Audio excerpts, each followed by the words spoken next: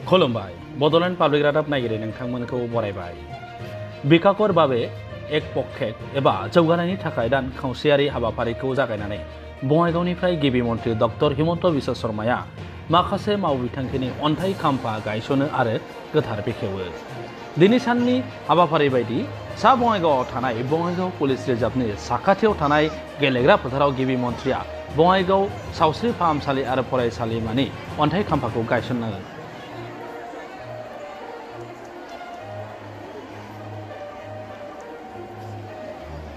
Bongaigaon polytechnic आरो बङाइगाव आईटीआईनि वर्कशपनि जौगानायनि थाखाय अन्थाइ खाम्फाबो गायसनबावो सा बङाइगावनि गेलेग्रा फोथाराव बानजायनाय गेदेर सुबुं गौमायाव गाहाय आलासि महरै नुजाथिनानै एइउडिएफनि आफादगिरि बदरुद्दिन आजमलनि खोथाखौ खोनासंनाङा होननानै मुसलमान आइजोफोरखौ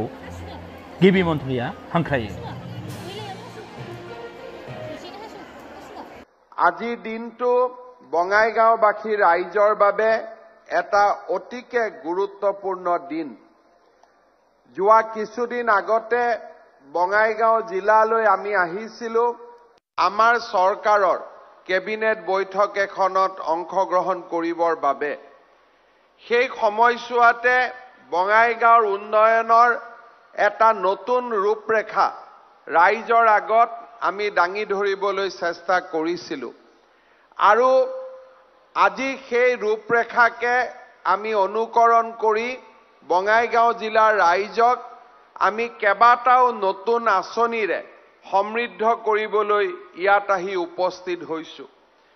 বঙাইগাঁও জিলাৰ বাবে আটাইতকৈ গুৰুত্বপূৰ্ণ বাতৰি যে বঙাইগাঁৱত আমি এখন অতি সুন্দৰ আৰু সকলো ফালৰ পৰাই এক প্ৰকাৰ ক'ব গ'লে আধুনিক চৌহদ ষ্টেট অফ আৰ্ট মেচিনাৰী একেবাৰে সকলো ফালৰ পৰা সুসজ্জিত বঙাইগাঁৱত আজি আমি এখন চিকিৎসা মহাবিদ্যালয়ৰ কাম আৰম্ভ কৰিবলৈ ইয়াত আমি সমবেত হৈছো বঙাইগাঁও ৰাইজৰ মোৰ মনত আছে মই স্বাস্থ্য মন্ত্ৰী থাকোতে বঙাইগাঁৱত টাউনত এখন সৰু চিকিৎসালয়ত বঙাইগাঁৱৰ গোটেই চিকিৎসা সেৱাৰ কাম পৰিচালিত হৈছিল এটা সময়ত আহি বঙাইগাঁৱত আমি 200খন বিছনাযুক্ত জিলা হস্পিটাল এখনৰ কাম আৰম্ভ কৰিছিলো আজি আমাৰ বাবে অত্যন্ত আনন্দৰ বিষয় যে বঙাইগাঁৱত আমি এখন নতুন মেডিকেল কলেজৰ কাম আৰম্ভ কৰিছো আৰু 610 কোটি টকা এই আঁচনিখনৰ বাবে আমি ব্যয় কৰিবলৈ ইয়াত সমবেত হৈছো এই মেডিকেল কলেজৰ যিটো ড্ৰয়িং এই মেডিকেল কলেজৰ যিটো নিৰ্মাণ এই গোটেইখিনি হৈ উঠাৰ পিছত মই আপোনালোকক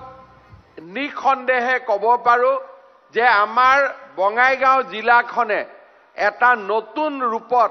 আপোনালোকে এই জিলাখনক দেখা পাব ইয়াৰ ভৱন ওপৰৰ পৰা তলৰ পৰা যেনেকৈ নাচাওক কিয়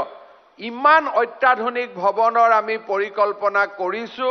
যে বঙাইগাঁৱত এটা চকুত ছাত্ৰোৱা সম্পদ এটা বঙাইগাঁৱৰ ৰাইজে দেখা পাব আমি যদিও আজি আধাৰশিলা স্থাপন কৰিছো কাম ইতিমধ্যে লাহে লাহে আৰম্ভ হৈছে আজিৰ পৰা কামে এটা নতুন স্পীড পাব আৰু মই বিশ্বাস কৰো যে 3 বছৰৰ ভিতৰত এই সমগ্ৰ প্ৰকল্প আমি সম্পূৰ্ণ কৰিব পাৰিম আমি আগবাঢ়িছো আমি 1 লাখ চৰকাৰী চাকৰি দিয়াৰ পিছত অহা বছৰৰ পৰা যুৱক যুৱতীসকলৰ স্বাৱলম্বিতাৰ বাবেও আমি 5000 কোটি টকাৰ এখন বিশাল আঁচনি গ্ৰহণ কৰাৰ আমি পৰিকল্পনা কৰিছো যাতে চৰকাৰী চাকৰি ল'ৰা ছোৱালীয়ে ল'ব পাৰে আৰু ল'ৰা ছোৱালীয়ে ব্যৱসায় বাণিজ্য আৰু উদ্যোগ প্ৰতিষ্ঠাৰ ক্ষেত্ৰতো যাতে আগবাঢ়ি যাব পাৰে এক প্ৰকাৰ ক'ব গ'লে আমি মিছন বসুন্ধৰাই হওক ৰাইজক মাটিৰ সুবিধা দিয়াই হওক আজি এছটি এছচি সাৰ্টিফিকেট যাতে সহজে পাব পাৰে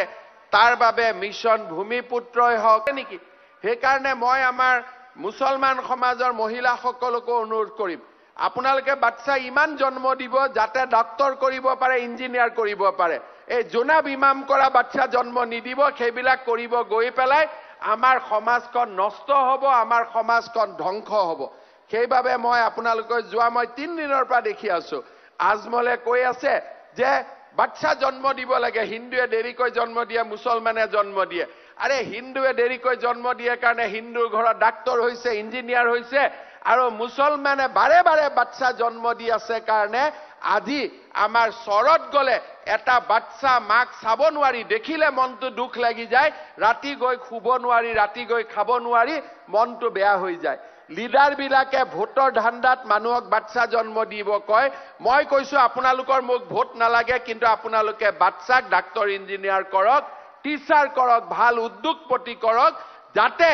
আমাৰ মুছলমান সমাজৰ মানুহখিনিও এই আজমলৰ দৰে মানুহৰ পৰা মুক্ত হ'ব পাৰে আৰু শিক্ষা সংস্কৃতিৰ পোহৰেৰে নতুন যুগলৈ যাব পাৰে। এই কথা মই আজি আপোনালোকক অনুৰোধ কৰিছো। এইকাৰণে